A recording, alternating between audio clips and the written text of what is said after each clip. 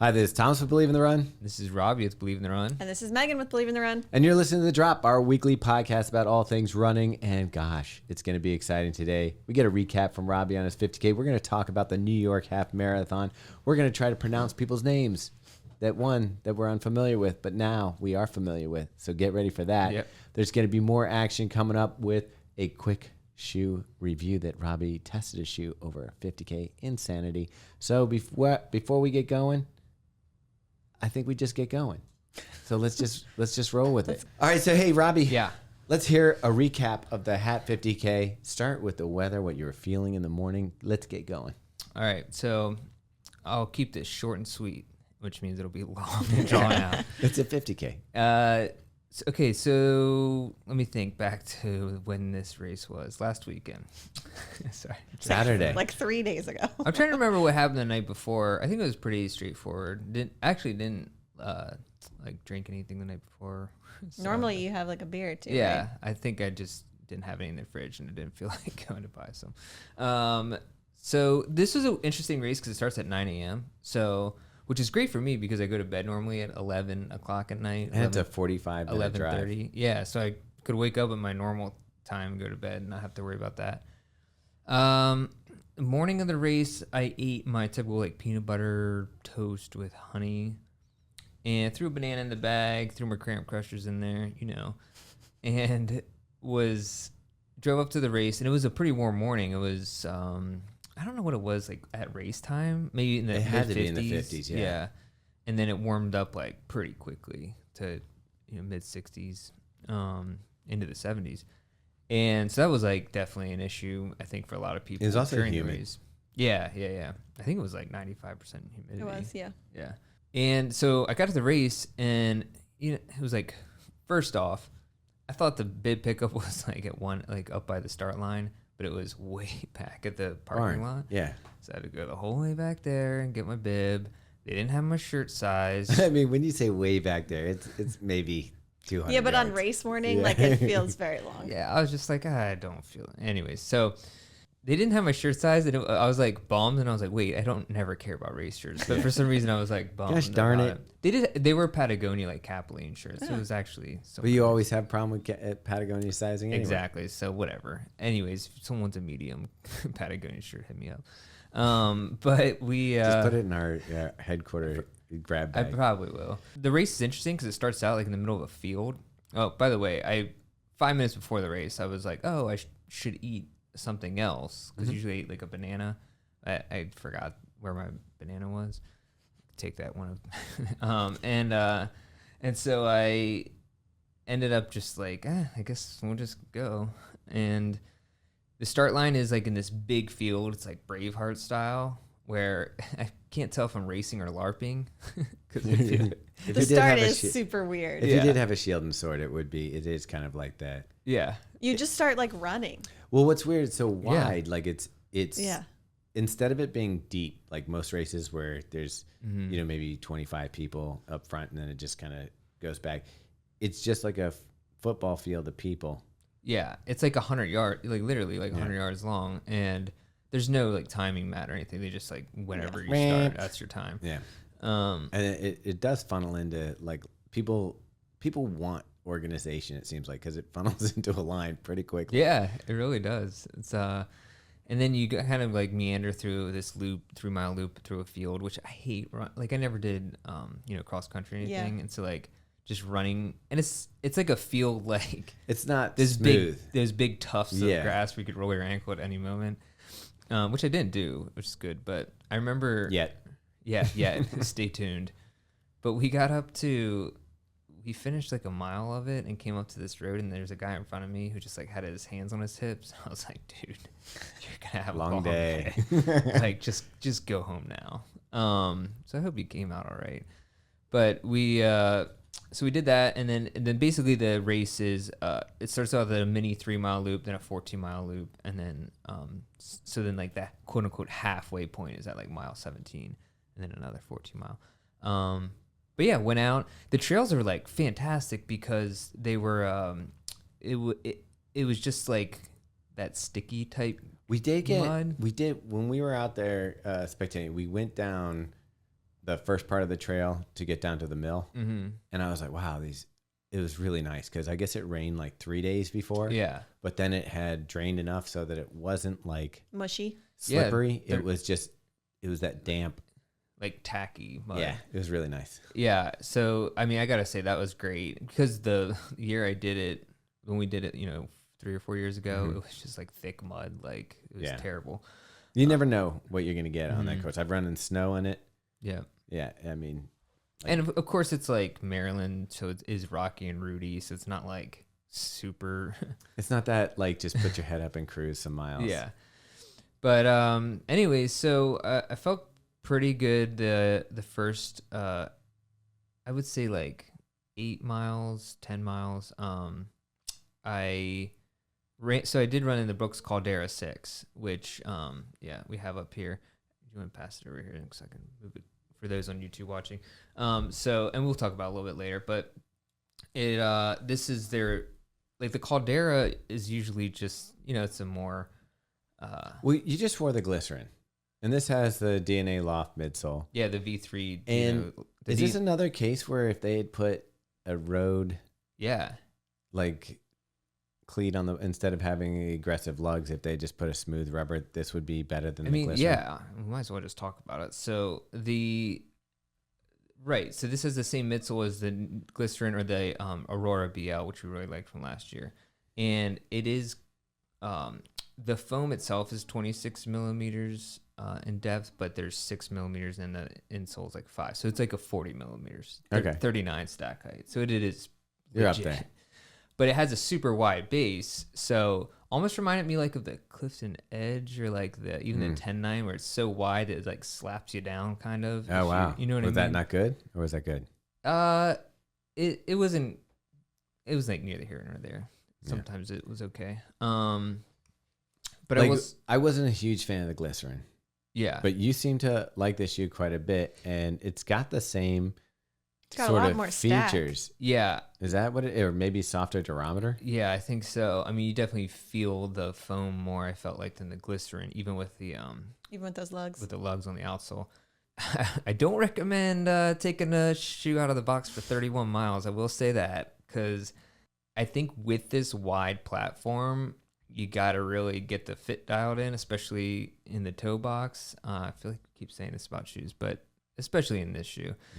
And so the first 6 or 7 miles, I was sliding around, because that's the other thing, is when you have this wide platform, it kind of just sticks, and then if you're on like a cambered surface, you're just like sliding right into inside the shoe. Yeah. So I was definitely on my inside of my big toes was just rubbing the whole time, and so I had a bad hot spot like around mile 7, and it's just like every step, like from then till It was just heat. Yeah. That mentally has to be hard, thinking you have a blister that early in the race. Yeah. That was not fun. And I retied them at one point, and I retied them again when I saw you after the first half. Yeah. And actually, I want to bring this up because I think this had a major difference. And I used to be a huge fan of Merino Socks. Yeah. I have never liked them for the exact reason you're about to say. Okay, because Merino, everything is like my jam. And it may be true, they wick moisture and whatnot. I think they're more abrasive. They are more abrasive. And when you're in a situation where maybe you're rubbing against them, it's two things: exponential. The heat, and then they rub. Yeah. So your foot is probably sweating a little bit more, and it's rubbing. I find that's the thing when we always talk about merino. I don't mind it so much in a shirt because, usually I'm cold and it's not, I'm not wearing the long sleeve merino and that. But in the summertime, I've always gone away. I'd rather wear a cotton shirt than a merino. Wait, so you were wearing merino wool socks? Yeah. Did you change? I did. Okay. And So that made a difference. It made a huge difference after I changed halfway through the race. And I even slathered my feet with diaper rash cream. Because you don't buy Glide. Yeah, and I had some on hand, but I actually have heard like that. I mean, it's the same idea. Yeah. And so that, and then I took my sock off at the halfway point, and I was like, had a huge blister on the side of my toe, and I was like, man, so I changed my socks out and everything, and Yeah, and actually it was fine. Yeah, when we did that Century ride, I wore the wool socks, and by the end, I think it's because and it sounds like the same thing was happening with your shoe. The foot was moving around inside the shoe. With the wool sock, it was like creating friction and heat. And so like by the end of that ride, I was like, I never wanted to put merino wool socks on again. I was like, this is killing me. Yeah, so I mean that was really annoying. I will say this shoe on like downhills is amazing because it feels like you're just riding in a monster truck. Just like those fat tires on bikes. Yeah, totally. Okay. Because you don't feel anything. Like it just you can go slam as hard as you want and you don't feel the trail until your ankle turns. And then there's the So we ended up doing I was doing pretty well, good time, and had some nice bursts. Like I love like running the downhills. There's a road section that you can kind of like make back some time on. Yeah. It's weird though because I would think also in the heat though, it's not that you're in shade on the course because none of the trees have leaves, but there is some like protection from wind and stuff like that. When you're out on that road, if it's sunny and hot and the sun is out, that road can feel a little bakey. Yeah, it didn't. Well, the second time around it was cloudy, so it wasn't bad at all. Some of the fields though, there's some field sections when it's just wide open, and that can get hot. But yeah, so I came through when I was coming up the halfway point, I was not feeling good. Like I was just because the last 3 miles before the halfway point and the finish are just like constant up and downs. It's like some added crap. It's just annoying. Like it's just big, like for here, big climbs and then just down. Well, no, and then that's the difference. Like you can go to the West Coast or something, and when you run the mountains, they have switchbacks. Right. So for here, we don't have the switchbacks. So they are big climbs because that's true. You're just going like straight up a side of a hill. Yeah, and it's just rocks and roots and whatnot. And so that was definitely a little bit annoying. I fell down once on the first loop, just caught my toe and fell. Were you by yourself? I was with Orla at that time. Okay. And then did he laugh? Yeah. So did you feel embarrassed? He stepped on my head. Yeah. Not really. It was just like quick fall. Okay. Actually, I don't know if I was with him. Anyways, but then I fell down crossing a creek once too, because this is the other thing I want to talk about, because I was thinking about this a lot during the race. Everyone, like I'll see them, there's a creek and everyone just like storms in it. And I'm like, I'll just walk 10 feet down here and just cross like skipping rocks. So I'm like, it makes a huge difference if your feet are soaked.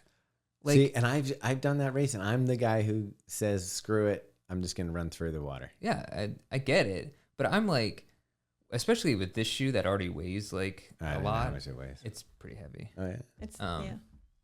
I was like, I do not want added weight on this. I'll just like take my time. And I'm pretty. Spectating when we went down to that water crossing, I was surprised how many people were trying to keep their feet dry. Like there was people, but the sport was actually watching people trying to keep their feet dry. Yeah. And then falling in the rocks. That happened to me. And then what they do is so you're trying to keep your foot dry. This is the rock area. They slip, they land in the water, and then they get back up on the rocks. Which that's funny. I don't understand. And the next guy who comes through, he slips where that guy got that rock wet. Nice. Like, so it kind of creates like cascading domino effect. Exactly. Yeah, I actually did. So I did. Hey, I wanted to test out the traction on them too, but I slipped and fell like straight into the creek at one point. I like creek. But it was nice. It was it actually cooled me off. But I will say, like I do think about that. I feel like the difference that you could save in energy is worth it to take your time, like trying to find a drive, because you're adding at least a couple ounces to each shoe. At that point, it's a hiking boot. I see. Here's how I felt when I've done it. The shoe drains pretty quickly, so I would say in the next quarter mile, I'm already dry.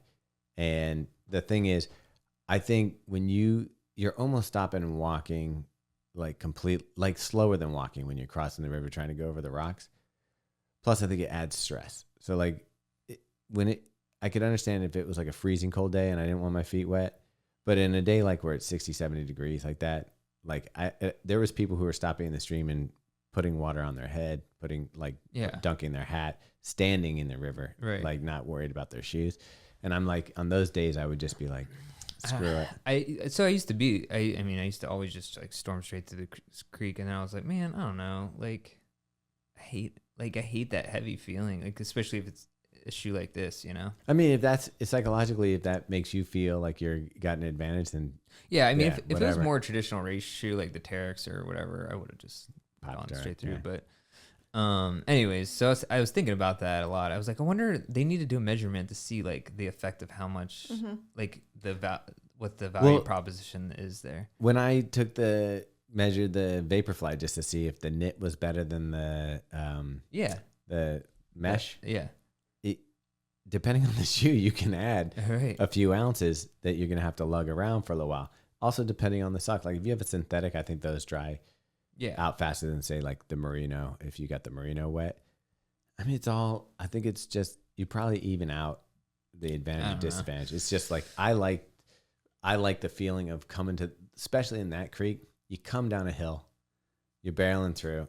It's just fun to just like, for me, be like a Labrador retriever. And so I also like I like skipping across. Like I enjoy doing that as well. So like technical, that seems like I'd be too nervous. I'm gonna fall in. Okay. And like eat it. I think that's the only time I've ever fallen in it, like doing that though, trying to get across. So I just remember the one time you tried to cool your head off and slammed it into a rock. So yeah, that was. I'm not sure all your creek decisions. Dunk my head under the creek and smash my face over rocks. Now, the one advantage I would say is right after that water crossing, you go up a steep incline. You do a little bit of road, and then you go up a really steep. And if your shoes were wet, it might suck. Anyway, so I felt pretty garbage. Like I think just like I was telling Meg, you'd be horrified with my nutritional decisions. Yeah. I just would grab random things and just eat that. Like I would have, I mean, the aid stations are solid. They had like French fries, pierogies, M&Ms, peanut, you know. Yeah, I would normally always eat the peanut butter and jelly sandwiches out there. Those are, yeah. I think I had one like a triangle of one at one point. Yeah. But I also at one point went to grab a Gatorade from someone, and it was like chicken noodle broth. Oh no! Did you realize when you put it in your mouth? Yeah. Ugh. I do like chicken noodle broth. They have soup at the race. Yeah. And it is surprisingly refreshing because yeah, but when you're expecting Gatorade, that's got to be the weirdest feeling. Yeah. And I was like, But what's crazy is I was feeling really terrible when I came through the halfway point, and I saw Thomas and Jarrett and Brandon, so that was cool because they came up. So that was actually a little bit of a confidence boost. We were a little worried about you at that point because we were like coming up and we're like, he's texting us. And we're like, oh, I hope he's not, down at the, just like at the what is it even Pavilion? called? The shack.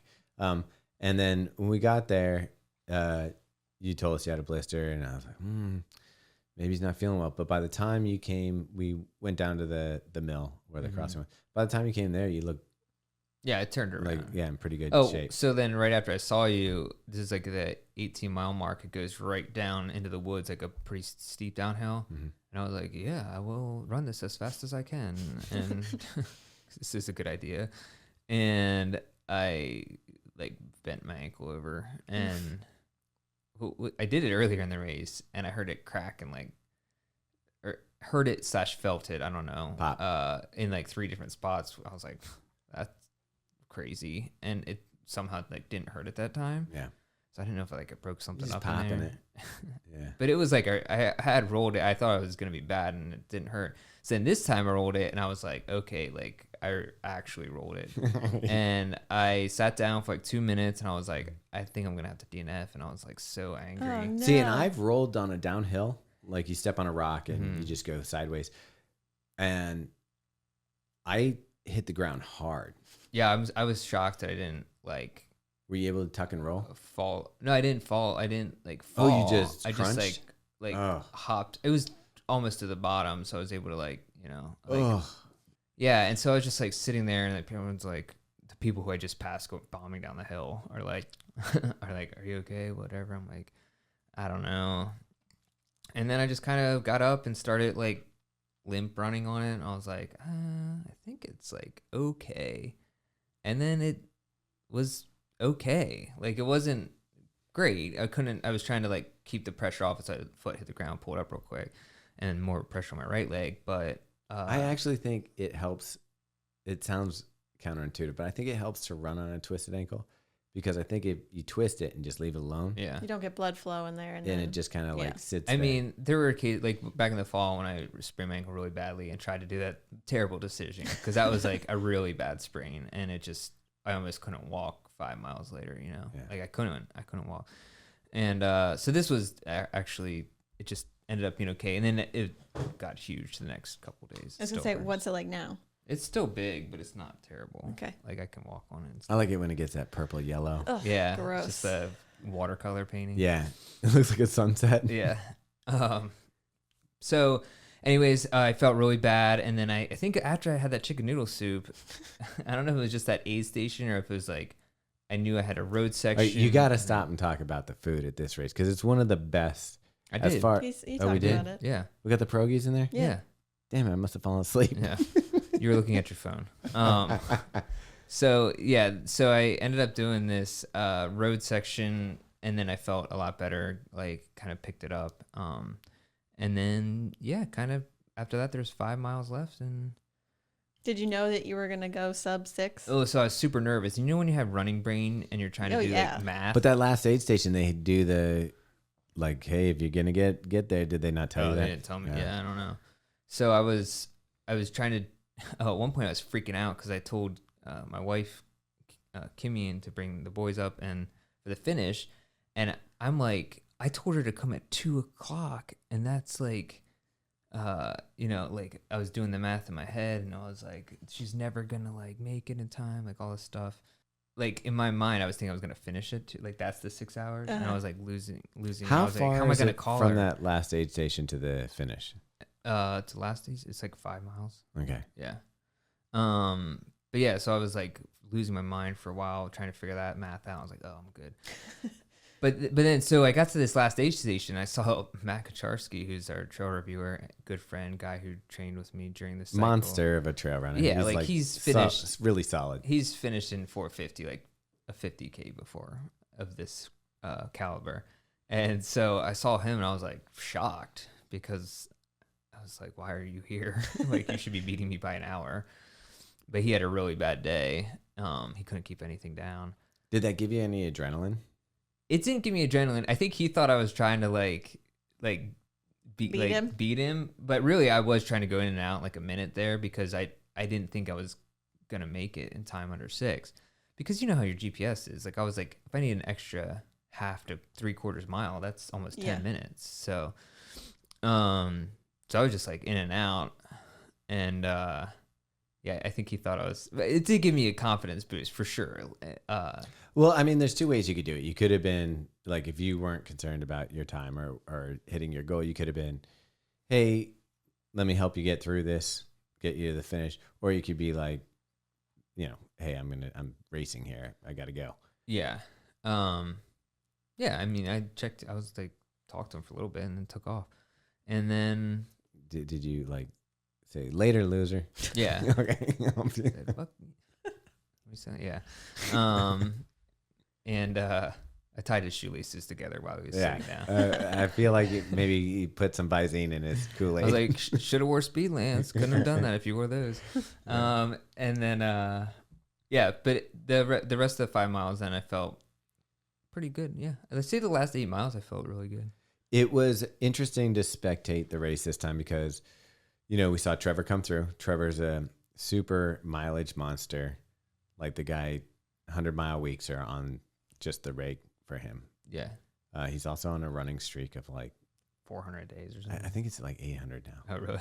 Yeah, he did 500 in this. And it's last not like year. the mile a day. It's like 10 miles a day. Yeah.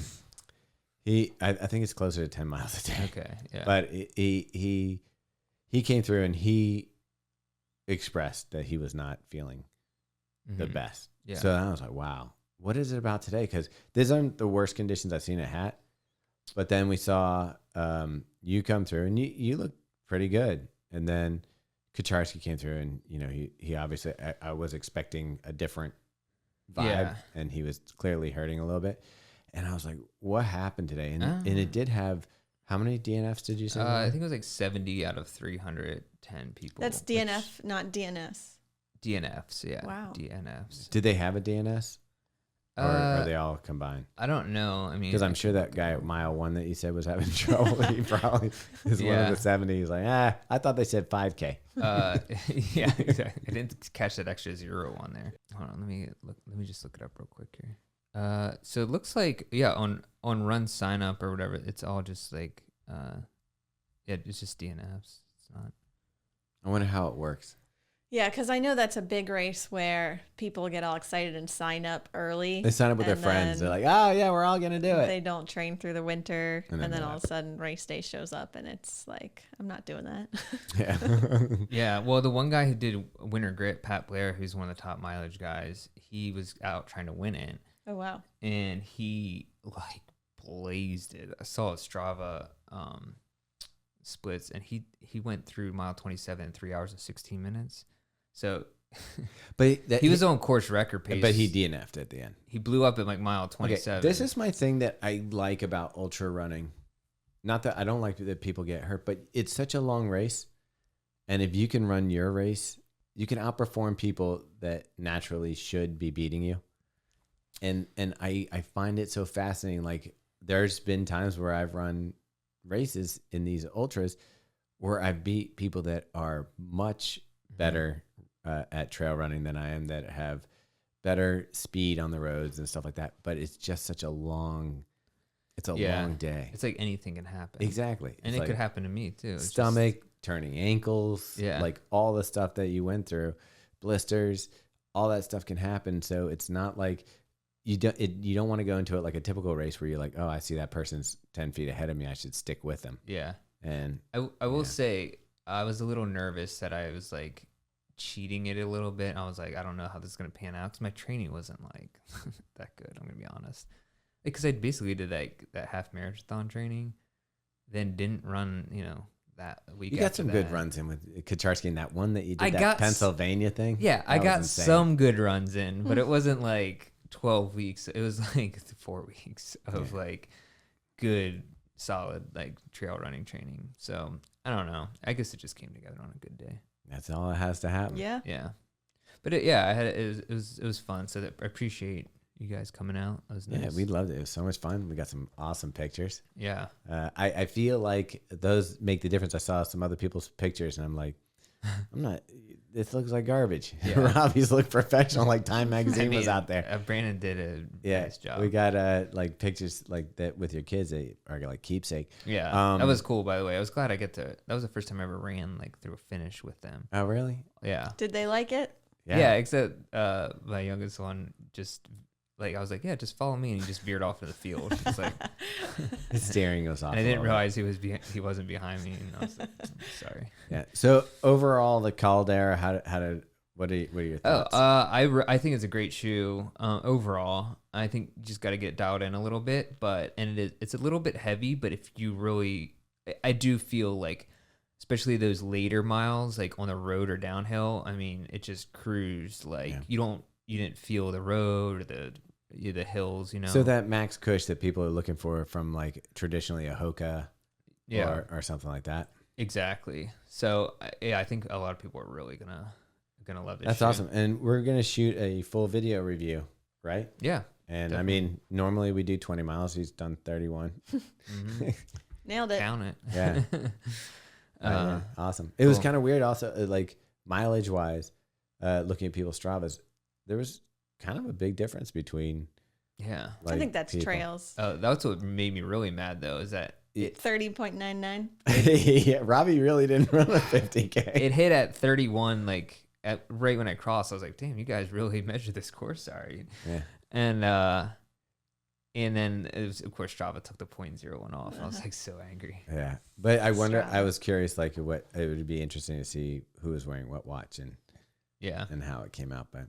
Interesting. I mean, it wasn't way off. Like, not like you skipped a part. No, it was like 0.01. Yeah, like. But usually it's a lot over. Like at least a significant amount over. So I was like, that's why I was really shocked that it was on the money. Yeah. I mean, they've been running that course for a while, and they did do one update to the course. So, Meg, you know how normally you would just run down that paved road and then you cut back into the woods? Mm-hmm. Instead of doing that, you kind of shoot out and then around a field and then down into that section. Yeah. So it was a little bit different, but I don't know.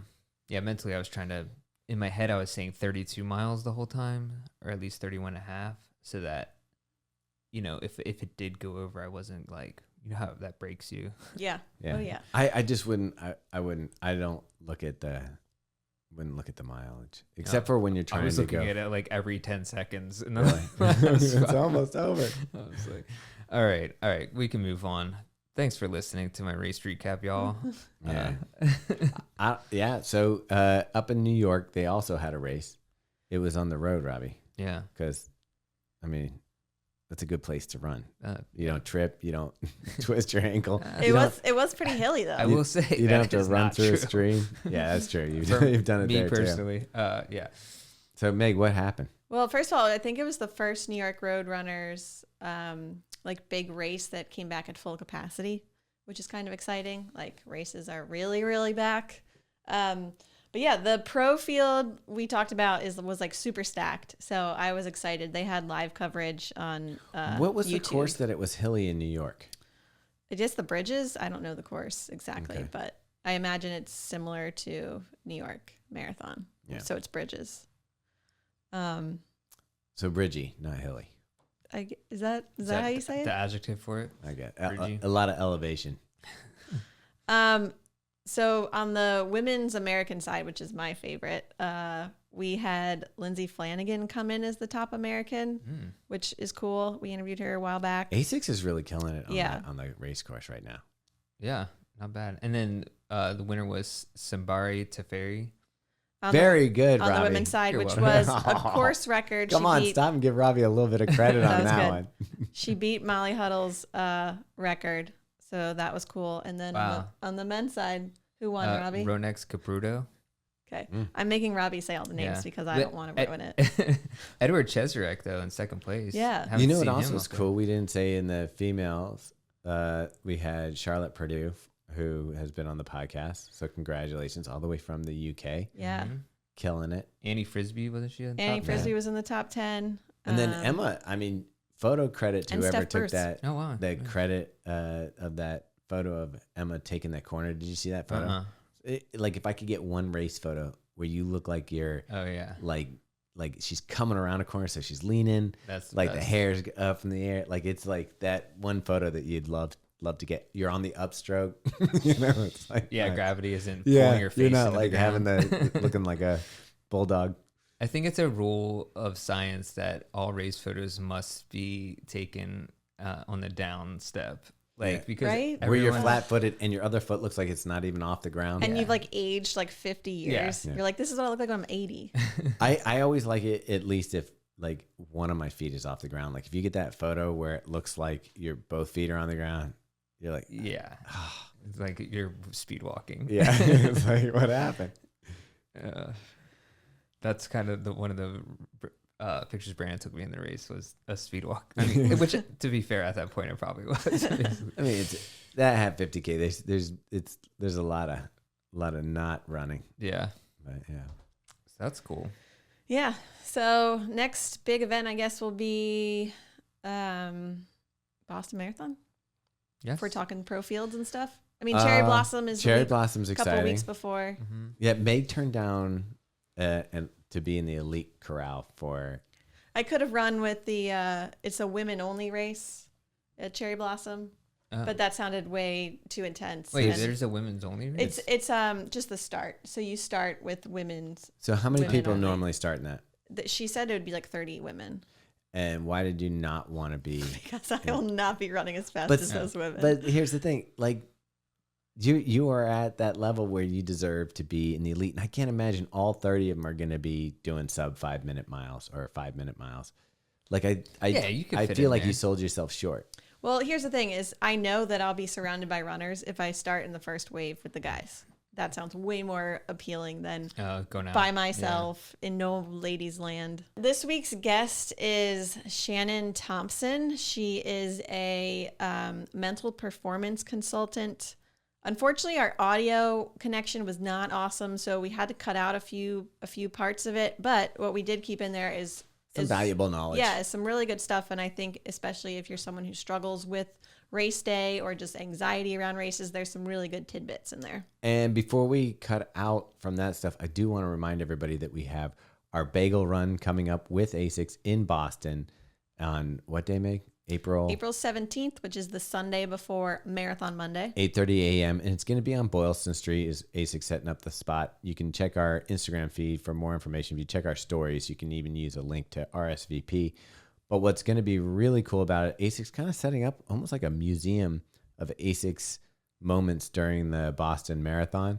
And I know that some of the athletes will also be there, including the winner of the Gate Marathon, who we will be Nico. Yeah, be interviewing soon on the show. The Gate River Run? Yeah. Oh, okay. Yeah. And it might have Yuki there. Oh, if you remember, he won the Boston Marathon where everybody was like, what's that guy doing? Slow down. And he was like, nah, I'm just going to run this thing as fast as I can. And win. And win. Doesn't he have like the world record for most marathons? Yes. He probably 210. did, yeah. And he's going for like another one. Like he lower. has like a list of accolades. Yeah. Isn't it like 100 or something? Like 100 or something? Well, ridiculous? he's done. I think if you, Maybe not 100. it's where you That knock it seems- down. Like I think he has a big world record for like 215. He has the next record, I think, for 210. Okay. Something like that. Iliad's like, let him go. You know. I'll take the big one. Yeah, I'll take the I big. mean, that's still insane. Think about how many Americans try to get under 210 and can do it like once. Well, the thing is also like he's another person that races quite frequently. Yeah. Like a So, Sarah Hall. Yeah, like when there's people that like are like, no, you need to stop and train specifically for that event. He's like, nah, I'm just gonna run. I like that. I like that style. Yeah. Yeah. I mean, he's Old ballsy school. for sure. Yeah. Anyway, let's get on with the interview, and we'll see you in a little bit.